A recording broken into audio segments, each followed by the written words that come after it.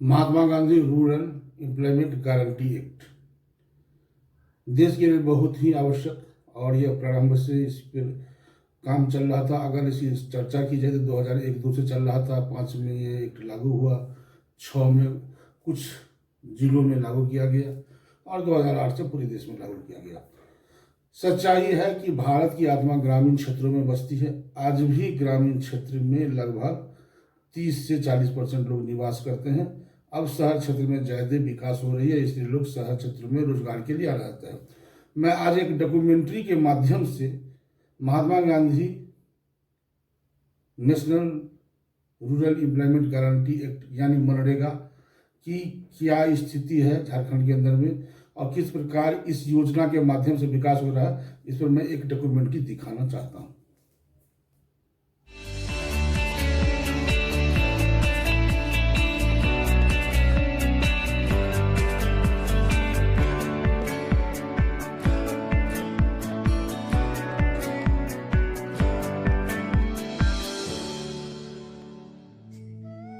भारत की आत्मा गांव में बसती है।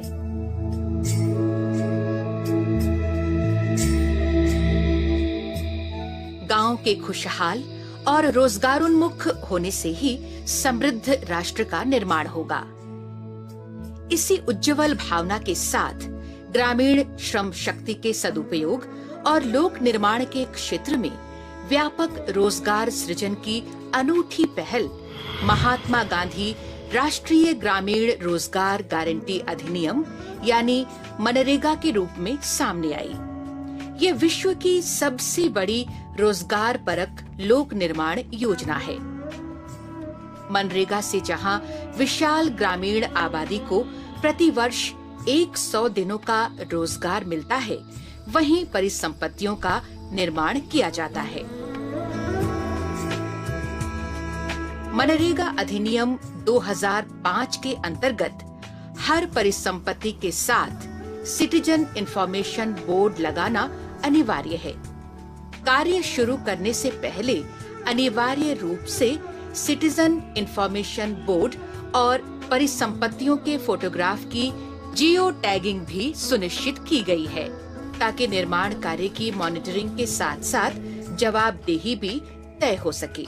हालांकि अब तक कई क्षेत्रों में मनरेगा के वितरण सार्वजनिक करने के लिए भिन्न भिन्न प्रकार के सिटीजन इंफॉर्मेशन बोर्ड बनाए जाते रहे हैं। लिहाजा ग्रामीण विकास मंत्रालय भारत सरकार ने सिटीजन इंफॉर्मेशन बोर्ड के निर्माण में समरूपता लाने के लिए मानक भी तय किया है, जिसका अनुपालन झारखंड में भी हो रहा है।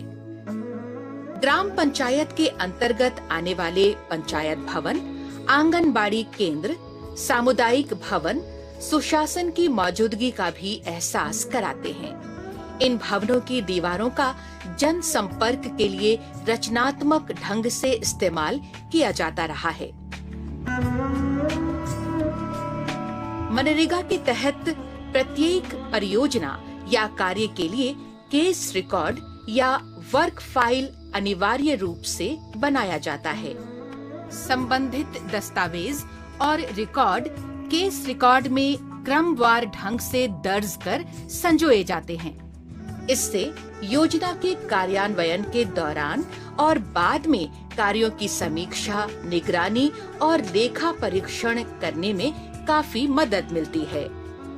महात्मा गांधी नरेगा के कार्यों का लेखा जोखा रखना चुनौतीपूर्ण रहा है। इसको लेकर ग्रामीण विकास विभाग ने ग्राम पंचायत स्तर पर संधारित किए जाने वाले 22 रजिस्टरों के स्थान पर 7 रजिस्टरों को संधारित करने की अनूठी पहल की है।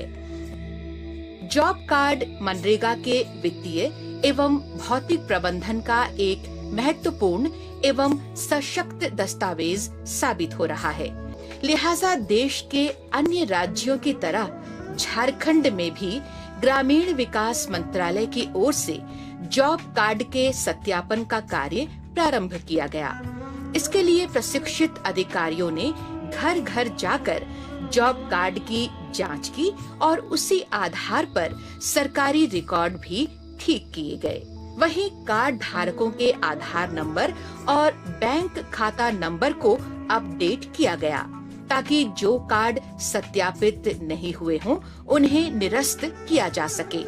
झारखंड में सिटीजन इंफॉर्मेशन बोर्ड, जहां मनरेगा के तहत पारदर्शी सुशासन का प्रतीक बन रहा है, इससे मनरेगा और ग्रामीण जनता के बीच बेहतर संवाद कायम होने के साथ साथ जन सहभागिता भी बढ़ रही है।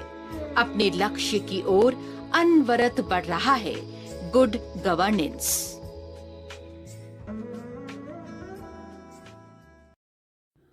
यह योजना 2008 में पूर्ण रूप से लागू हो गई। इसके तहत मूल उद्देश्य था जो अस्थायी परिसंपत्ति है उसका विकास करना। अस्थायी परिसंपत्ति से अगर हम चर्चा करें तो हमारे क्षेत्र में, ग्रामीण क्षेत्र में कुआं हो गया, तालाब हो गया, नहर हो गए, सड़क हो गए, जो ग्रामीण क्षेत्रों की अस्थायी परिसंपत्ति हुई, जिसका विकास अगर हम एक बार कर लेते हैं तो आने वाले समय में बहुत दिनों तक इस योजनाओं पर काम करने की जरूरत नहीं पड़ती है। इस योजना के तहत वैसे लोग जो अपना आवेदन देकर जॉब कार्ड प्राप्त करेंगे, जॉब कार्ड प्राप्त करने का मतलब हो गया कि वैसे लोग जो बेरोजगार हैं, उन्हें कहीं रोजगार प्राप्त नहीं है, वह आवेदन के माध्यम से रोजगार सेवक को देंगे। यानी नरेगा प्रकोष्ठ में रोजगार सेवक सबसे निम्न स्तर के कर्मचारी होते हैं, नीचे पायदान के, उन्हें आवेदन देंगे। वह आवेदन जांचों उपरांत पंचायत सेवक के माध्यम से ब्लॉक प्रोग्राम ऑफिसर, पंचायत समिति जांच करेगी और उनका जॉब कार्ड बन जाएगा, उनकी संचिका खुल जाएगी। वे अपने जॉब के लिए आवेदन देंगे, जॉब के लिए दावा करेंगे और दावा करने पर 15 दिनों के अंदर उन्हें रोजगार उपलब्ध कराया जाएगा। अगर 15 दिनों के अंदर उन्हें रोजगार उपलब्ध नहीं कराया जाता है तो वो बेरोजगारी भत्ता प्राप्त करने के हकदार हो जाते हैं। मैं एक बात बता दूं, अभी तक बेरोजगारी भत्ता प्राप्त करने की समस्याएं नहीं आई है और झारखंड में जितने भी लोग उन्होंने आवेदन दिया है सबको कहीं ना कहीं रोजगार मिल ही जाता है। रोजगार की ये स्थिति है कि जब तक ये योजना नहीं लागू हुई थी, आए दिन कहीं ना कहीं ग्रामीण क्षेत्रों में जो भूखमरी होती थी तो लोग कहते थे भूख से मर गए। लेकिन जब से ये योजना आ गई है इस पर बहुत बड़ा अंकुश लगा है और बहुत ही अच्छा इसके रिजल्ट आ रहे हैं। दूसरा सबसे इम्पोर्टेंट क्या चीज है, ये आजीविका सुरक्षा है। आजीविका सुरक्षा का मतलब कि आप इस योजना के माध्यम से अपने को 100 दिन में, अगर आपके परिवार में 3 आदमी बेरोजगार है तो 300 दिन का रोजगार हुआ और बाद में अन्य रोजगार भी प्राप्त कर सकते हैं। बहुत ही महत्वपूर्ण योजना है।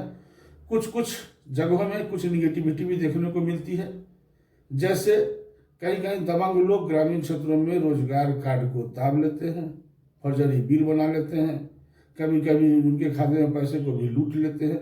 ऐसी समस्या मिलती है, लेकिन इसके लिए समय समय पर इसका अंकेक्षण होते रहता है। इसके लिए लोकपाल है और समस्या पर अंकुश लगा है। बहुत ही महत्वपूर्ण सफल योजना है और आप इस संबंध में कोई अपना सुझाव भी देना चाहते हैं तो इसमें आप कमेंट के माध्यम से मुझे दे सकते हैं। दोस्तों, इस वीडियो अगर आपको लाइक लगे तो दूसरों को जरूर बताएंगे और बताएंगे तो सब्सक्राइब भी करना भूलेंगे नहीं दोस्त। तो धन्यवाद। ये बहुत ही अच्छा विकास योजना को मैं लाया हूँ। मैं फिर कल दूसरी योजना को लेकर आपके पास उपस्थित रहूँगा।